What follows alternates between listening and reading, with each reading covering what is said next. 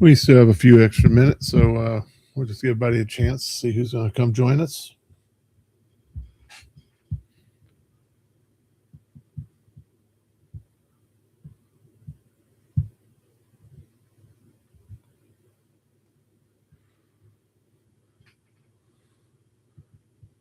I was saying we got about 2.5 minutes, so we'll give some people a chance to get in here, and then we'll get started.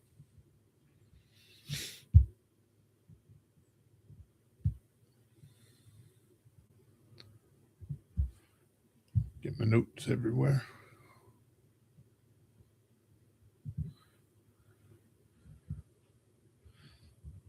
Feel free to say hey if you want. Chat is up, so I can see what you got.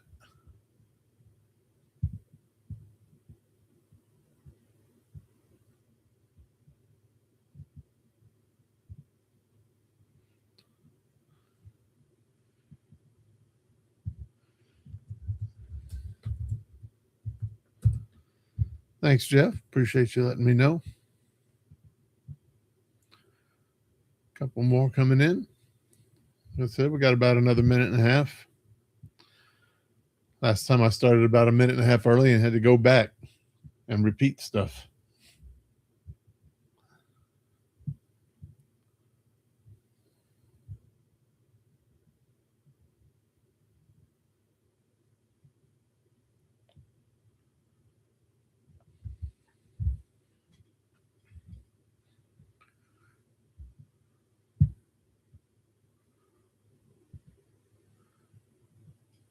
I think these 2 minutes are always the longest.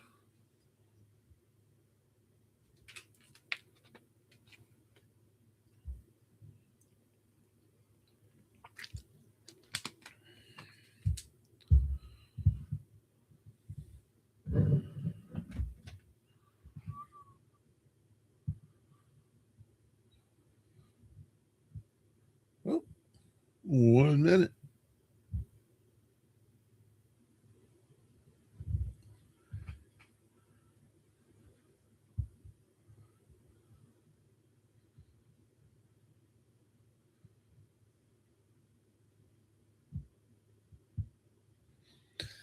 All right, guys, we'll go ahead and get started.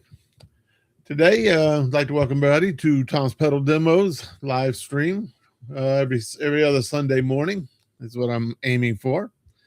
So today we're going to discuss power supplies. We had a vote on X to see what we're going to talk about today, and it looked like power supplies was one of the things that a lot of people are interested in. And actually, it's a very good topic because there are a lot of things about power supplies, a lot of myths that are out there that people probably need to understand. First thing we need to know is, do you need a good power supply? And do you really need an isolated power supply? Or are you just being sold something expensive to add to your pedal board? So today we're going to go over some things that I think most people need to know, first of all, about their power supplies. And the first thing you need to know is that power supplies, there's three numbers every guitar player needs to know when they're looking at their power supply, or in every bass player. Has voltage, current, and polarity. And your current is at milliamps. When you look at your power supply, you'll see a little thing on it, and it says MA. That is your milliamps, and that is your current. And all these things make a difference because too much voltage can destroy a pedal, not enough. Of course, it's not going to work as well as it should. And milliamps, same thing. You need enough milliamps to push it. And your polarity is very important because if you try to put the wrong plug into it, you're going to destroy whatever pedals you got running through it. So these are the main topics that we need to know about power supplies. It really comes down to is you don't just need a good power supply, you need the right power for your pedals. They don't just need any power. You got to hook up the right currents and everything to make sure that it's running right. This will also help with your noise. A lot of people blame noise on their pedals when it's actually the power supply and you're running the wrong power. And there's a few other things that go with it. The different kinds of power supplies. We'll go over daisy chains, isolated power supplies, and regular power supplies that aren't isolated. And we'll kind of go over the biggest misunderstandings about milliamps and polarity and voltage, so that you can get an idea of what you should get in a power supply if you're gonna need to buy one. I I guess the first thing we need to know is why it matters. Why do we need to have the best power supply? Well, incorrect voltage and polarity can damage a pedal, like we said earlier. If you hook it up to the wrong thing, it's going to destroy your pedal, or it's not going to work correctly anyway. So you're not doing any good. Insufficient current can cause digital pedals to malfunction. If you're using these newer pedals that are digital, a big one would be Strymon. Most Strymon pedals, you put the wrong current into them, you're going to have a bad day. And then your noise. If a lot of people think it's just the cables or the cords or your pedals, if you're running the wrong power supply or a bad power supply, it's going to cause noise too. And when you're running through a power supply, if you get noise and you're trying to troubleshoot and you're blaming your pedals and your cables, you're never going to actually find the real answer. So yeah, let's remember these things: voltage, current, and polarity. That's your main thing. 9-volt DC, 100 milliamps, center negative. It can be AC. It can be 250 milliamps, 18 volts. But these are the numbers you really need to remember.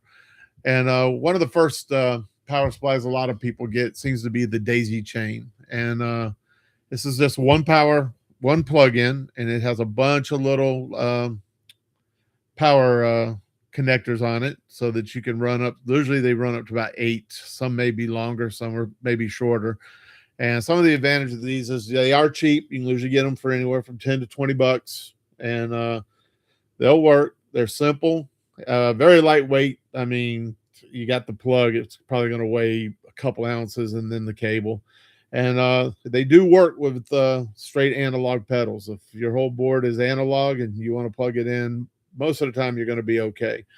But some of the disadvantages of these is going to be you're going to have some ground reference problems sometimes. So you got to keep an ear open for your buzz and your hum, because this is where that's going to come from.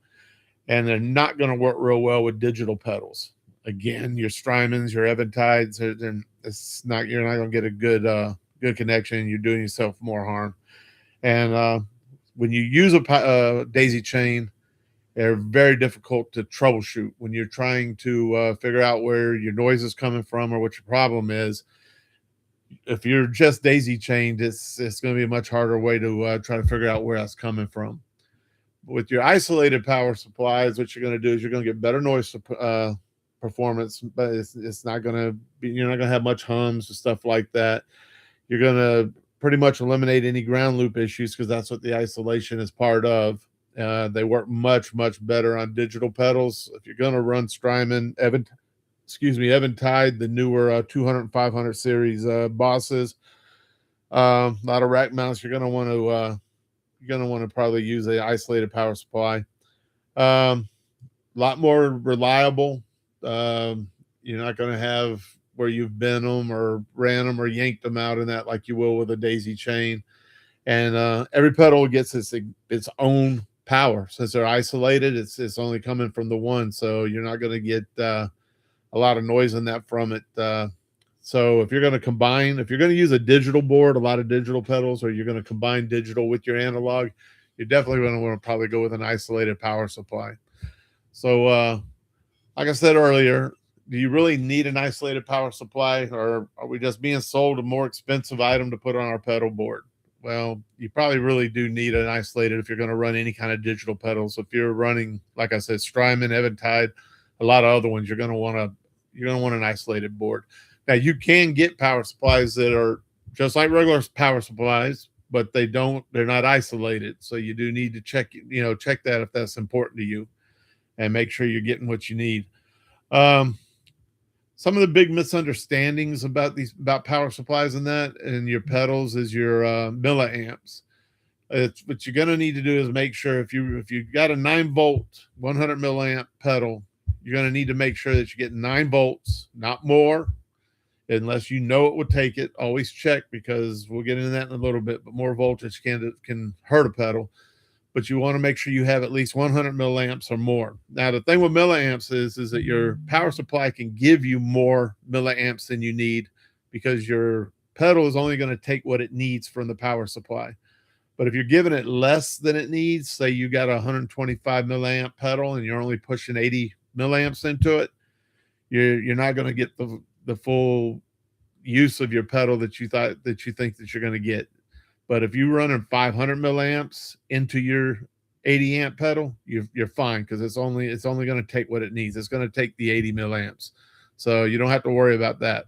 Now, the thing with voltage is you do need to know that voltage is a whole lot different. If your pedal says 9 volt, run 9 volts. Unless you've looked it up and the builder says, hey, it will take 12 or 18, maybe even 24 for more headroom. Don't just take for granted that it will.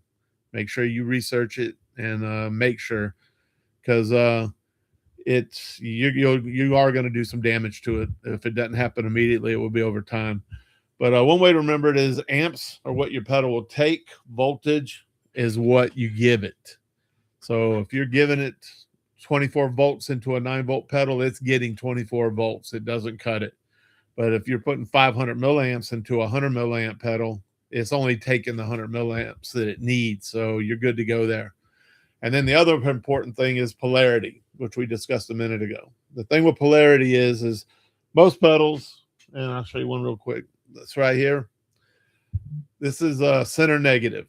Most Boss pedals are 9 volt center negative, the compact pedals. So that's, you don't want to put an AC or even a DC centered positive into that. So you've got to know what your power supplies are. If you're using power supplies like this, where it's just a single power supply cable or plug in, make sure you're putting the right one into your pedals. Don't try to overload it. Don't think bigger is better. That would be the main thing to remember. Just because you're trying to push more power into it don't fall for the myth that more power equals more headroom right off the bat, because it does not. Now, some pedals, you may get away with it, but again, always research your pedals. Make sure your pedals will do what you're wanting it to do. If it doesn't, don't try to plug something into it. It won't take, because and you can look at the polarity emblems on your pedals. Well, on some of them, not everyone. Like Behringer's good at putting that right here. Again, if you look right here, it will tell you center negative. EHX is another pedal. It definitely gives you the info you need right on the pedal. Now, I know some people, you prefer to use batteries maybe over power supplies, because you don't want to have to run all the cables and everything. And nothing wrong with that. Batteries have the pros. You won't have any ground loop issues. They're usually very, very quiet. You won't have noise problems. Old fuzz pedals, vintage fuzz pedals, love batteries if they'll take it. So feel free to. And of course, you don't have to run a bunch of cables all over your board, through the floor and everything else to plug them in. But with everything that's good, there's always a bad side. Of course, you'll be in the middle of a gig and your batteries will die. Or, you can use rechargeables too. But, it gets expensive over a long period of time. If you keep using batteries, you can just keep spending money on batteries. If you forget to check them, you may get to the gig set up and all of a sudden you got dead batteries. So always have batteries in your gig bag. And then last thing is remember that some pedals, and I believe Boss is one of them. I know I have some, and maybe Behringer also, but if you leave the plug or your cable into the input jack, the entire time it's in there, it can be running the battery. It can be taking power from it. So just because you have a battery in it and you think it's a brand new battery and you leave it all plugged up, it's just like when you leave your active electronics on your guitar or bass. It can drain it over time. But let me show you a few power supplies real quick and kind of give an explanation of one. Now, this is sold as an affordable power supply, and it is. I paid $17 for this, and it's not a bad one. It's an Azor Mini, and it actually plugs up with a USB cable. And now this one does have, as you can see on the top, it tells you the power for each plug-in. And this one has 1, 2, 3, 4, 5, 6 100 milliamp 9 volt plug-ins. and then it has two 300 milliamp plugins for a total of 8 plugs. And it doesn't do bad. It's sold as isolated. I've never plugged more than one at a time in, though, for my demos on this side, because this isn't my main one. But for $18, it does what I needed it to do. I have never plugged 5 or 6 into it at one time, and I've never plugged anything that needed more than 80 to 100 milliamps. So that's the Azor, and you can get these, and a bunch of companies make these little ones. It's like Donner, Stritch, and a few others. So Stitch, and you can pick these up on Amazon for that. You can also get just your power cord. This is a Boss one that I picked up a while back, and it is also center negative, 9 volt. It's on the back, it tells you 9.6 volts, and it pushes 200 milliamps. So anything under 200 milliamps at 9 volts, you can plug this into. Just because it says Boss, you can't just take this one and say plug it into one of the 500 series delays or something without knowing what the milliamps and the voltage is. Now this is, I have a few power supplies in there that are mounted to boards. I couldn't pull them off, but I have a Gator power supply that has eight plugins, and 2 of them are 300 milliamps, I think it is, and the other ones are 150 or something, and it does really well. I also have some boards that have built-in power supplies, and there's nothing wrong with a built-in power supply, but again, you got to make sure that they don't list everything on top like some of these other ones, so you don't know what they are doing, what they're running. So you need to make sure that you check, like the SKB board. Mine, I don't have the manual for it. I bought it used, so I don't know what the milliamps are for each plug-in. And I have actually 2 SKB boards. My Donner, it has all the info on it, and it's mounted to the bottom of my board. I run all my Boss compact pedals on that board with it. But this is my main one. This is the one that goes on my main board, but it also does all my main demos also, because I trust it to no end. This is the One Control Distro Mark II minimal series, and this thing is loaded. It has 4 80 milliamp 9 volts. It has 1 250 milliamp 9 volt. It has 4 500 milliamp 9 volts, and then it has a variable that's 250 down to 125 milliamps, and it rolls from 9 volt to 18 volt. You can use the switch right here to change it. So if I had a digital pedal or something I wanted to run off of it, I could put it in that plug-in, switch the variable voltage, and it run just fine. It is isolated. It even has air grills to help keep it cool. It is built like a tank. This thing's it's a little bit heavy, but if I could change one thing, I would like the switch to actually be clickable, so I knew when I was on which one a little easier. But you can tell when you move it. But 500 milliamps will run just about anything. There's nothing I can't plug into that if it's 9 volt. The only thing I can't do with this, I can't run anything more than 9 volt, but into the one plug-in. And this is also wired. A couple of these plugins are wired. You can use a Y cable. If you have a, say, a pedal that needs 9 volt and 250, or let's say around 200 milliamps, and you're already using the 250, you can plug that Y cable into 2 of the 9 volt 80, and it would come out to the 160. So you can do that with these. There's other ones that do that also, but with that, you must also remember is you have to have the right Y cable. You can't just stick a Y cable on here. They got ones that double the polarity or the voltage, and they got ones that double the milliamps. So make sure if you're using it for milliamps that's the cable you get. But don't ever confuse milliamps with voltage, or you're going to have yourself a bad day. And into that cable is usually, or into the power supply is usually these cables right here. And depending on what your power amp is or power supply is, but these are the ones I use with that. I have some other cables that use different kinds of plugins, but and to show you what some of these the difference, why you need to read your pedals to see what can be taken, is this is the Behringer octave divider. Now this pedal Actually has all your info on the end, as you can see right there. The DC power in, and it tells me right there that it will take 9 to 12 volts and it needs 300 milliamps. So I know that I need to go at least 300 milliamps, and I can also hook 500 milliamps to this, and I can run 9 or 12 volt, but I cannot run 18 or 24 volt. It's not going to change it. It's not going to make it better. All it's going to do is damage it in the long run.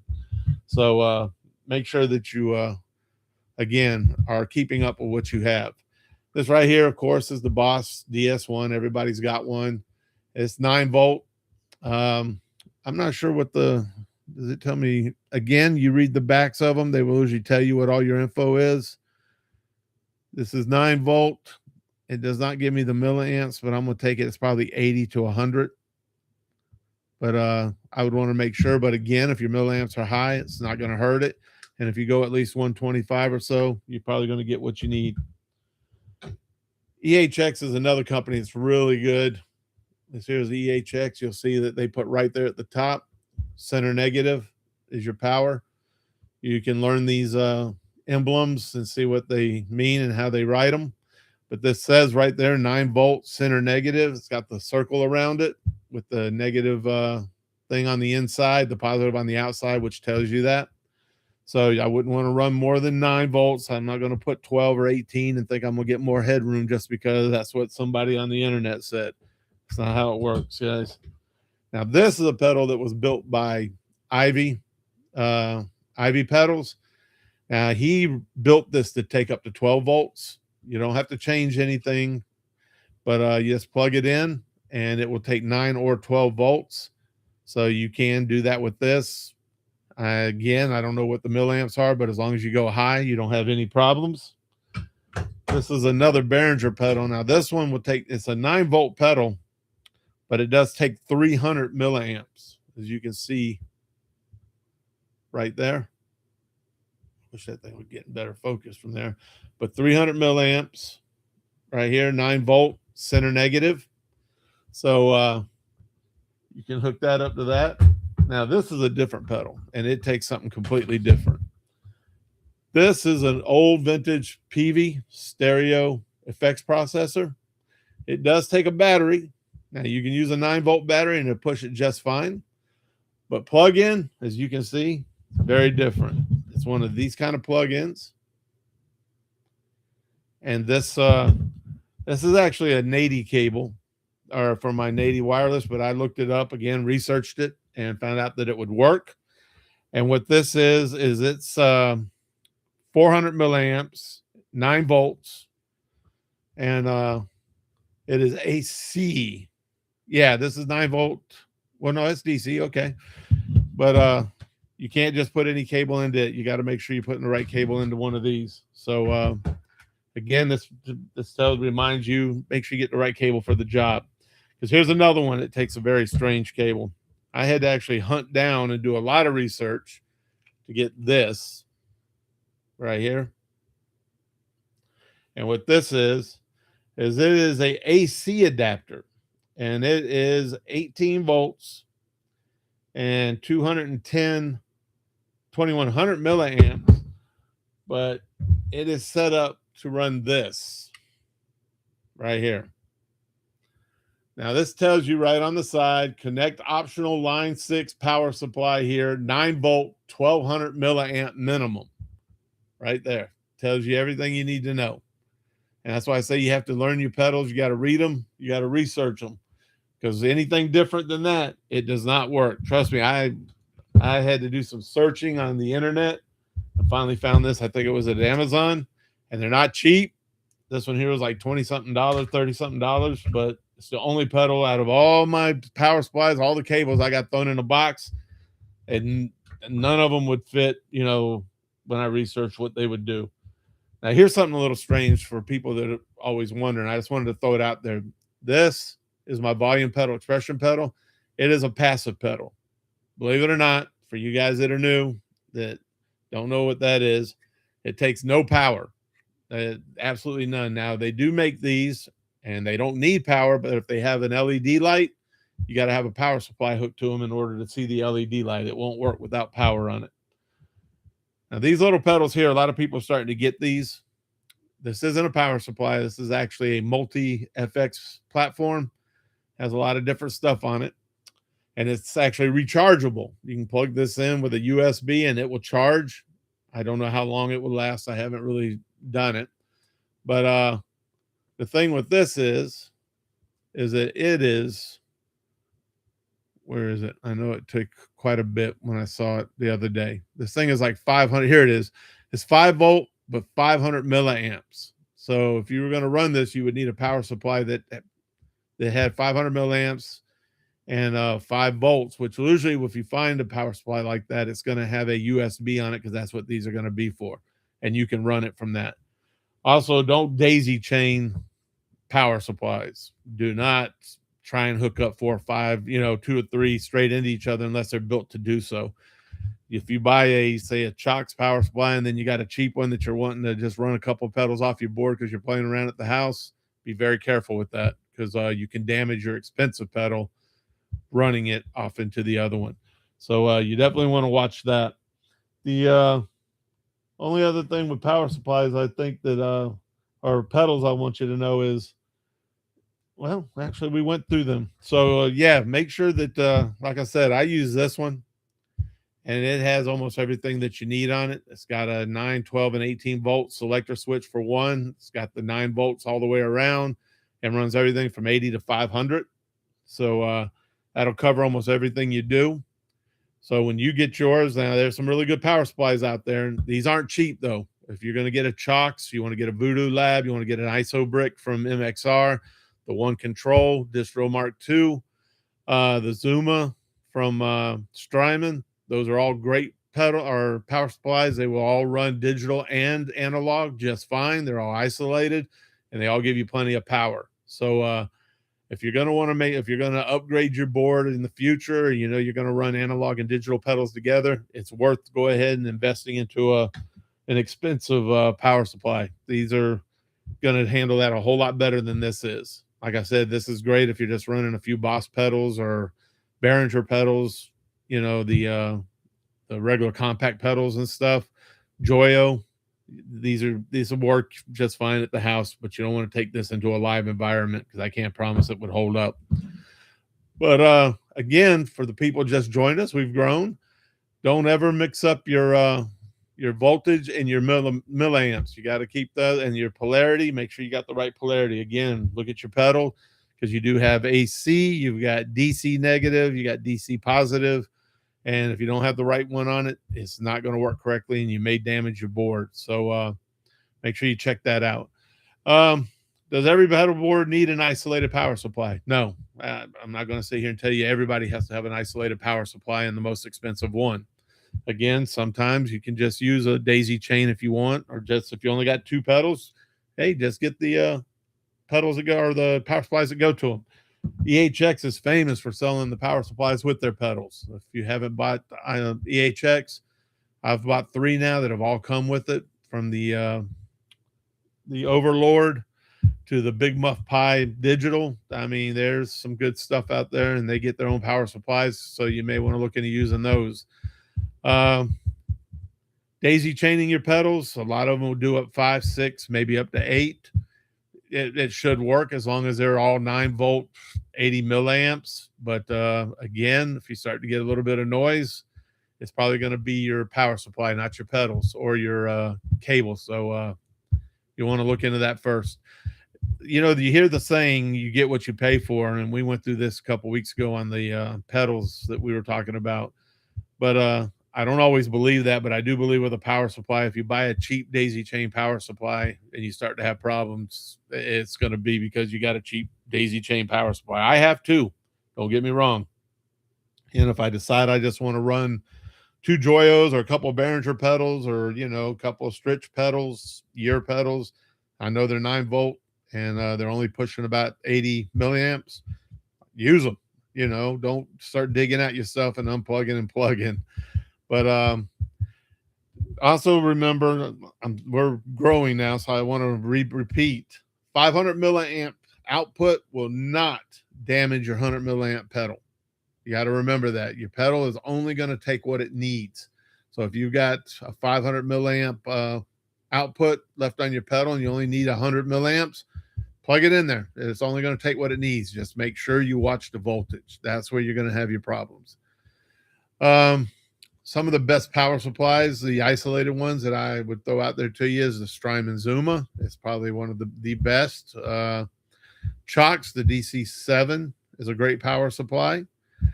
And again, the Distro Mark II Minimal Series ranks right up there with them because of all the things that it gives you.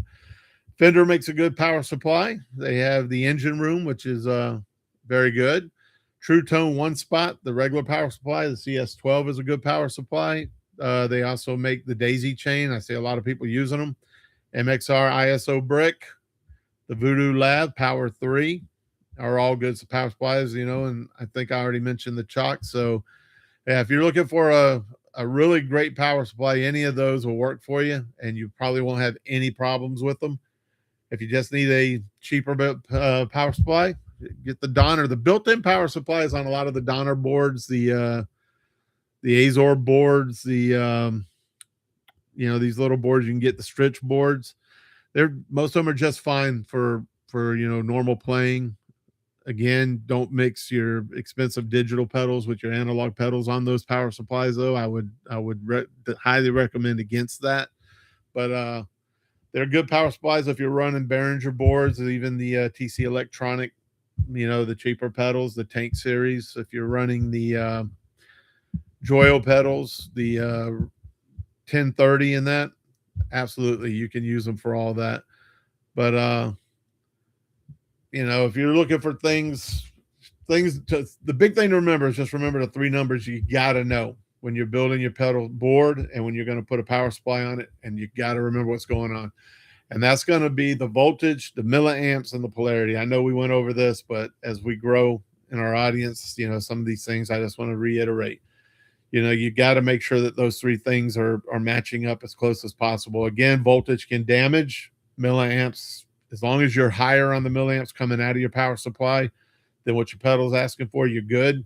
Don't do that with voltage. And your polarity, make sure you're absolutely putting the right polarity into your pedal. If it's asking for center negative 9 volt, put center negative 9 volt, nothing else, because it's not going to be good for it. Some power supply myths.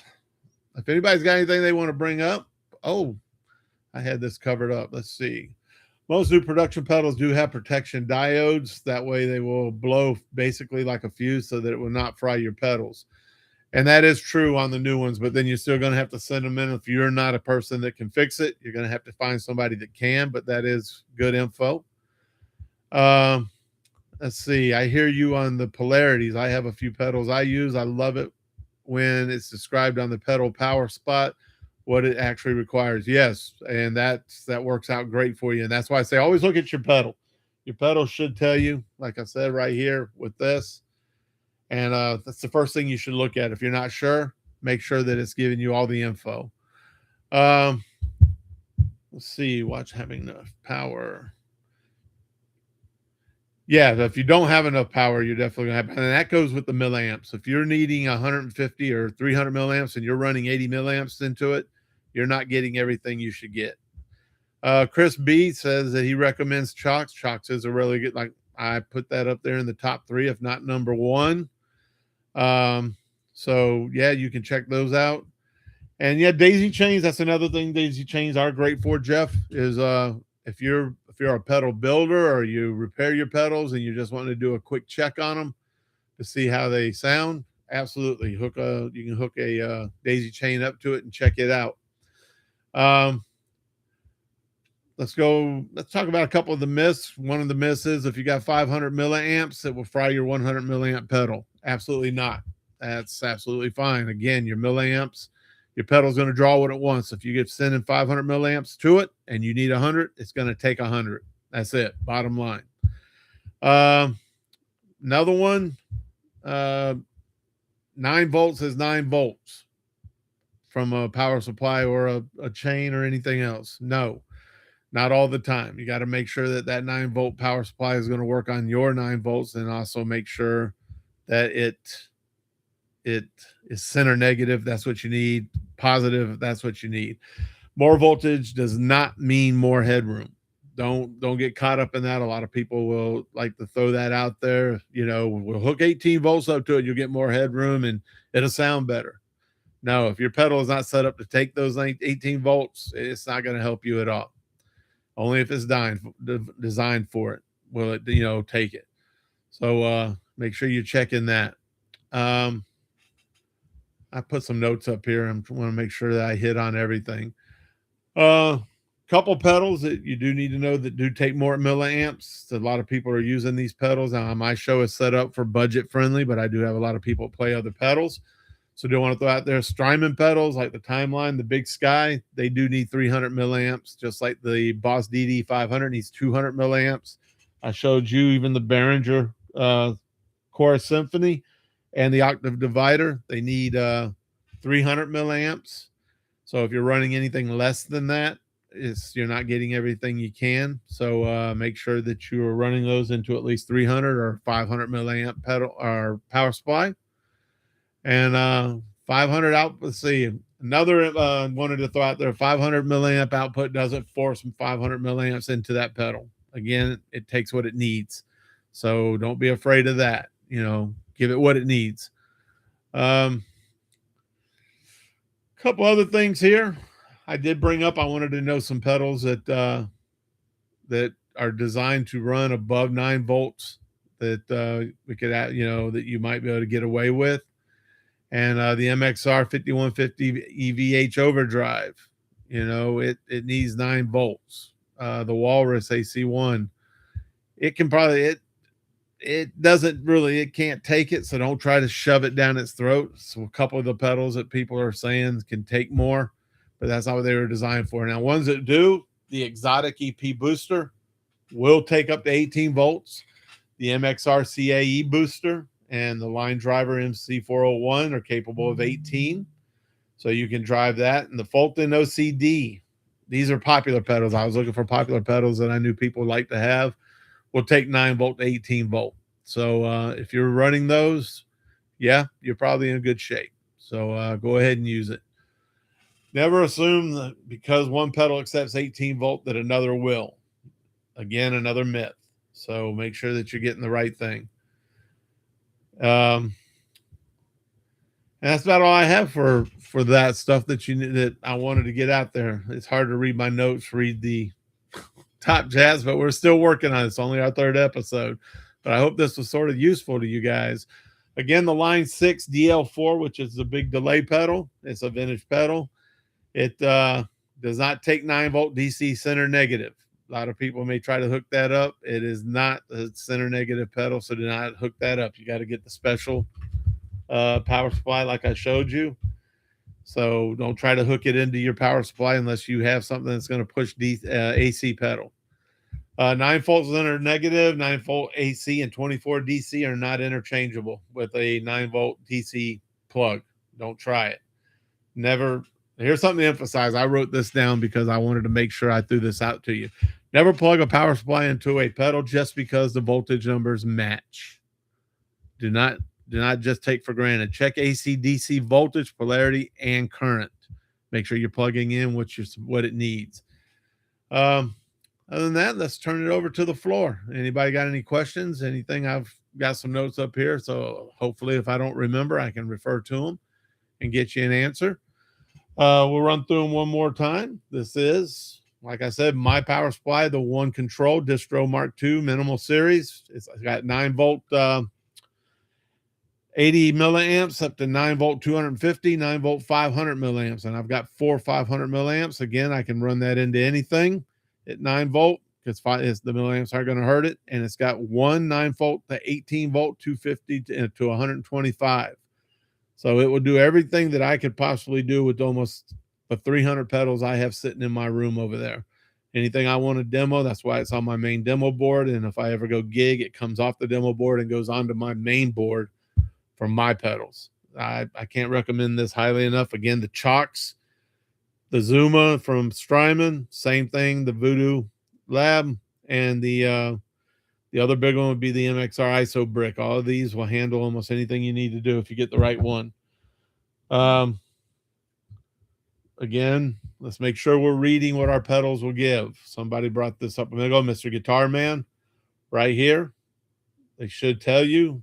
Behringer is great at telling you exactly what it would take, as is MXR or EHX. Gives you all the info right here at the top. So make sure if you don't see that, make sure you look it up and check it. Vintage pedals that take the different plugins. Don't just look for any plugin that has this right here, and don't put an adapter. I know they like to sell those adapters. Hey, buy these for $9.99. You can plug any pedal, your power supply into any pedal. No, it does not work that way. Don't fall for it. Don't do it. And also, just because it'll take a 9-volt battery does not mean it will take 9 volts center negative. That's not how it works. So if I had to stress one thing, it is make sure that you read, you research, and make sure you're putting the right power supply into your pedal. It's one of the most important things. If you're trying to use a pedal for something and you're using the wrong power, you're not getting everything that it'd do. So you're already losing out right there, straight from the bottom line.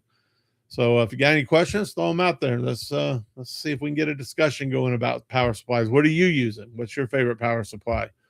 You know, what do you not recommend? Have you had problems with a power supply in the past? Noise, humming. Again, if you're trying to put newer digital pedals on your board and you're trying to mix it with older pedals, again, it don't always work. Any tips on power strips and extension cables, ground loops and such? You know, power conditioners work just fine. You can run, if you're on stage, I would recommend that you can run your power supply plug instead of running just an extension cord and straight into the wall. You can plug it into a power conditioner, and that will help control anything that comes back through your system. I mean, you want to guard your power supply just like you want to guard anything else on stage, your amp, your rack mounts, anything else. So yes, absolutely. I would run into a power conditioner if I have the ability to. Absolutely. Power strips, same thing. If you got power strips and you know that the power into them is good. Now, if you get an old power strip, just like anything else, you don't know what it will give and what it takes, be very careful. I would make sure that you research. I have some nice power supplies from ABS. Is that what it is? Yeah, ABS, I think it is, that I like to use because I know they're newer. I know what they're willing to take, what they're willing to give, where they'll blow. Because your power supply is just like anything else. You don't want to blow it up because you got current running back into it, or lightning strikes, something like that, or bad power in the house, or in old clubs. You go to an old club, to perform. It can definitely have the same problems as anything else. If you running your power from an old club straight into your power supply is no different running it straight into your pedal. So yes, I would do that. Make sure that we discussed ground loops at the beginning. That's why you mainly want isolated power. If you try to run unisolated through a daisy chain or something, your ground loops you can get noise in that through them. So Ozzy, as always has great questions. Been with us for quite a while and very up to date on a lot of this. So he's absolutely right. Extension cables are the same way. If you're going to run an extension cable, don't try to run the cheapest, thinnest cable you can get from Walmart. That's a $4 cable. It isn't shielded, doesn't have all the proper insulation in it. And again, try and run it into something that'll blow before your pedal. Your pedal board is your power supply is like anything else. It's going to blow if you don't control the power between it and the wall. And when you play older clubs and older venues, older bars, most of them don't have anything in there checking the power coming out. It can be low, it can be high, it can have you can get current that backs up through it. So if you can run into a power strip or a conditioner that has the ability to control that or control any feedback through that system and blow a fuse before it gets into your power supply, that would be the way to go. So yeah, I would highly recommend that. Some of the power conditioners, I can't remember the one, man. damn, Ozzy, you hit me with some stuff that I can't remember every power conditioner out there, but we used to use one on our soundboard on our PA system that was really good, had lights on it, the whole works, and would keep any, power loops from going back into it. Again, extension cords, you don't want to get too long. You don't want extension cords that are going to be 50, 100 feet long. So I would be careful with that. It calls for 9 volt. Yeah, there you go. Guitar Man says he had a Digitech RP300. It called for 9 volt 1300, had a little bit of line noise and distortion coming back through it. So he moved it to 200 milliamps, no noise. That's exactly the whole point. If you try to run something that's 200 milliamps through that, Mr. Guitar Man and everybody else out there, you are going to have issues. It's because you're not getting enough power to it. You're not getting enough milliamps to it. So you're probably going to get some sort of noise. So again, going above, you're going to be just fine because it's going to take the 1300 or anything else it needs, draw it, and leave the rest there. So your milliamps, don't worry about it, except for the fact, make sure you have more than you need. Don't have less. So back to Ozzy. Yes, you can use power strips. You can use conditioners. But extension cables, I would just be very careful on how long you run it. And I wouldn't run just an extension cord straight to your power supply without putting something in between, like a power strip that you know is going to go before your pedal board or your power supply. So yes, be careful there. Don't run a big long extension cable that you got rolled up an extra 20 feet at your power conditioner to your power supply, because it can add a little noise to it, especially if it's a cheap extension cord. I would go with something at least 18 gauge, maybe even smaller, 9 gauge. I like thick extension cords to make sure I get the best sound possible out of all my gear. So yeah, you can do it. Just be careful. But the power conditioner, I'd absolutely. Yeah, see, I told you. But yeah, use a power conditioner if you can. 6 feet. Yeah, Guitar Man saying he tries to keep his 6 feet or less, and that's exactly what I would recommend. Don't try to go with a 25 or 50 foot. I know everybody wants a long extension cord because if you're playing some gig outside, they don't have good power, setups, and you need as long as you can get. You have to do what you can do. I don't know, maybe go with a 225s instead of a 50 and put another power conditioner on. I don't know. Actually, I've never tried that. I don't know if that would work. But you definitely don't want to have 50 foot of cable of extension cord laying down if you only need 6 feet of cable. So don't get caught up in that either. Anything else? Anybody else have any tips or anything they want to ask? Jeff said use short cables. Absolutely. Ozzy said he was guilty of running a long cable. But I'm sure he fixed it, because I tell you what, he knows his gear. He's got a great setup. If you haven't ever seen it, go over to X and find him. You can check out some of his stuff he throws up. Again, the chocks, yes, very good. And let's just recap exactly what you need to know. You need to know voltage, you need to know milliamps, and you need to know polarity before you plug up to anything. Know those 3 things. Know what your pedal will take before you plug it up.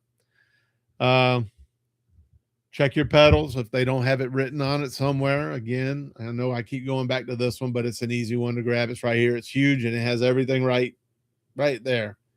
It says right there, 9 volt to 12 volt, 300 milliamp, center negative. You can't go wrong if you follow those rules right there. If you do anything different than that, you can have issues. So if you ever use a battery starver pedal with a power supply? Actually, I never have. And I know some people that have been working on one, including Jeff has been working on a starver to back off on fuzz pedals so that you can get a little something down. I know a lot of people like to overpower. They're trying to underpower. Vintage Volt is also working on an underpower or an underdrive pedal that kind of does the same thing. But I've never plugged that into a power supply to see what it would do. But yeah, make sure that you, if you're going to do that, just make sure again that your pedal can take it. You don't want to blow up $150, $200 pedal just because you thought that you could do something different to it that you're not sure about. So check your voltage, which is the most important thing in the world. Do not push 24 volts into a 9-volt pedal unless you absolutely positively know for a shadow of a doubt that the company has said, hey, it'll take more voltage. Milliamps, you can't push too many milliamps. Remember, your pedal will only take what it needs. So if your pedal says 125 milliamps and you only have an opening for 500 milliamps, you're safe. Put it on there. It'll only take the 125 that it needs. And your polarity absolutely must be right, or you're going to damage your pedal. Don't put center positive or a positive pedal onto a DC negative, center negative pedal. You keep all those straight and you'll be good to go. And again, if you're going to use cheaper, more affordable, budget-friendly power supplies, they work just fine. Just look at them, make sure that they give them what you need. If you're going to be playing around the house in that for testing pedals and stuff, should be absolutely fine. Like I said, mine goes up to 300 milliamps with a bunch of 100 milliamps, all 9-volt. So feel safe doing that. But if you're going to play live or you've got digital pedals with analog pedals, go with the one you need that gives you all the settings that you could possibly need, including the right voltage, and get pedals that have